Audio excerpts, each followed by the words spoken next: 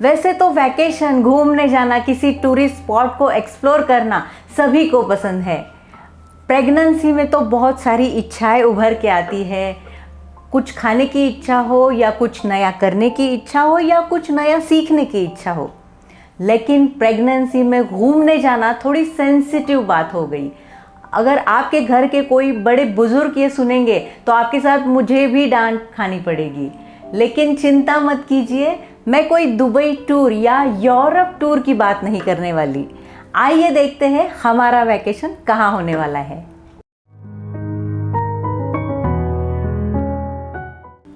नमस्कार, मैं डॉक्टर अंजलि आवारी, अमृत गर्भ संस्कार में आपका स्वागत है। आज हम घूमने निकले हैं। कहाँ जाना चाहेंगे आप? लेकिन सिर्फ आपके चाहने से नहीं चलेगा, आपके नन्हे मुन्ने बेबी से भी पूछना पड़ेगा कि वो कहाँ जाना चाहता है। जी हाँ, आपका ये काम हमारे रोम के वैज्ञानिकों ने किया है। इसके बारे में रोम में एक संशोधन हुआ है कि बच्चे के मानसिक आरोग्य और विकास में गर्भावस्था और बचपन के ब्लू ग्रीन स्पेस का स्थान ये बहुत ही इम्पोर्टेंट है। इसका मतलब ये है कि नीले और हरे रंग की नेचर की जगह हम आज के टेक्नोलॉजी के ईरा में इंडस्ट्रीज, अर्बनाइजेशन, पोल्यूशन, इन सब के प्रभाव से हम नेचर से कुछ दूर ही जा रहे हैं। हमारे बच्चों को हेल्दी और स्ट्रेस फ्री फ्यूचर देने के लिए उन्हें अभी से नेचर में ले जाना, वक्त बिताना और सृष्टि के विविध आविष्कारों का अनुभव देना बहुत ही ज़रूरी है। सैपियंजा यूनिवर्सिटी ऑफ रोम के संशोधकों ने इस विषय पर रिसर्च किया है।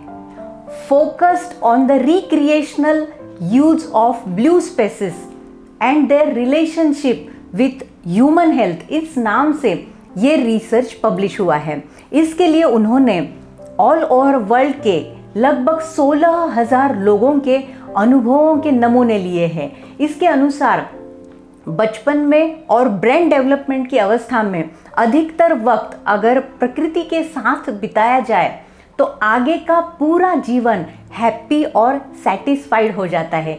यही उनके सुखी जीवन का राज है। प्रकृति के साथ वक्त बिताना मतलब ब्लू स्पेस, इसमें समुंदर, तालाब, नदी, वाटरफॉल, डैम, ऐसी पानी की नीले रंग की जगह आती है। सिर्फ ब्लू स्पेस ही नहीं बल्कि ग्रीन स्पेस ये भी बहुत ज़रूरी है, जहाँ पेड़ पौधे हो, हरी हरी घास हो, पेड़ों से लदा हुआ घना जंगल, झरना, ये ब्लू और ग्रीन स्पेस प्रकृति में एक ही जगह दोनों रंग, ऐसी खूबसूरत जगह जिन्होंने अपने बचपन में अपना वक्त बिताया है उनका मानसिक आरोग्य कंपैरेटिवली ज़्यादा हेल्दी होता है, ऐसा ये संशोधन बताता है। और इसके भी आगे जाकर गर्भावस्था में भी इस नेचर, कुदरत का सहवास गर्भस्थ शिशु के मानसिक आरोग्य और कंसंट्रेशन, पॉजिटिव एटीट्यूड और स्ट्रेस फ्री लाइफ को बढ़ाता है। देखिए, आज टेक्नोलॉजी का युग चल रहा है। टेक्नोलॉजी, गैजेट्स, इनका यूज हमें मर्यादित मात्रा में करना बहुत ज़रूरी है। इसे हमने अगर अवॉइड करना है, इसे दूर रहना है, तो कुदरत में वक्त बिताना यह हमारे मानसिक हेल्थ की चाबी बनेगा।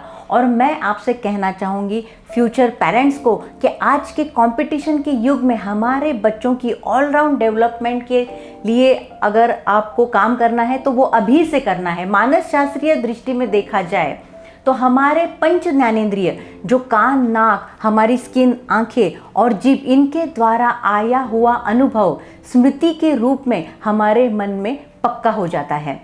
इन पांचों सेंस को ये अनुभव प्रकृति में ही ज़्यादा मिलते हैं।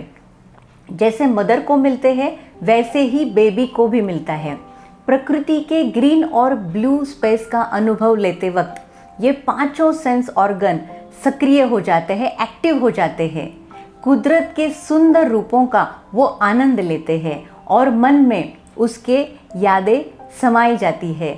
जब हमारे पांचों सेंस एक्टिव होते हैं तब माइंडफुलनेस की अवस्था आती है। हम पूर्ण रूपतः हमारे साथ होते हैं, हमारे विचार कम होते हैं और हम वर्तमान के क्षणों का आनंद उठाते हैं। जो वर्तमान के क्षणों का आनंद ले सकता है वह भविष्य में निरोगी हेल्दी लाइफ जीता है, ऐसे बहुत सारे साइकोलॉजिस्ट का भी कहना है। माइंडफुलनेस की प्रैक्टिस प्रेगनेंसी में कैसे करनी है और उससे बच्चे का बौद्धिक विकास कैसे होता है, इस पर भी मेरा एक अलग वीडियो है, वो भी आप ज़रूर देख सकते हैं। जब हम माइंडफुलनेस की अवस्था में ब्लू ग्रीन स्पेस का अनुभव लेते हैं तब पेड़ पौधे विशिष्ट खुशबू का आनंद लेते हैं, आंखें कुदरत का रूप रंग अपने आप में समा लेती है, कान पक्षियों का गूंजन सुनते हैं, त्वचा खुली हवा के रोमांचक स्पर्श का अनुभव लेती है। ये सृष्टि का रूप हमें स्वर्गीय आनंद दे जाते हैं।